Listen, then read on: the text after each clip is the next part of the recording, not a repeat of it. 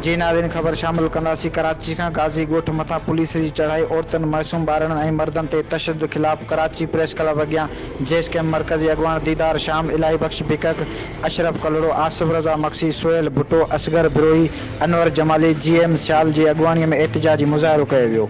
एहतिजाज दौरान मीडिया सां जैश कैम्प मर्कज़ी अॻवान दीदार शाम, इलाही बख़्श भिकक, अशरफ कलड़ो चयो त कराचीअ में धारियुनि खे आबाद करण लाइ बहिरिया टाउन समेत सवें गैर क़ानूनी हाउस स्कीमूं जोड़ियूं वयूं आहिनि, पर धरतीअ जे वारसनि खे कराची मां बेदख़ल करण लाइ क़दीमी ॻोठ ढाहिया वञनि था। अब्दुल्ला शाह गाज़ी ॻोठ खे ढहाइण लाइ सरकारी मशीनरी इस्तेमाल कई वई आहे, जंहिं जी मज़म्मत कंदे घुर कयूं था त गाज़ी ॻोठ जे ॻोठाणनि मथां तशद्दुद घर ढहाइण जो केस दाख़िल करे ॻोठाणनि सां इंसाफ़ कयो वञे।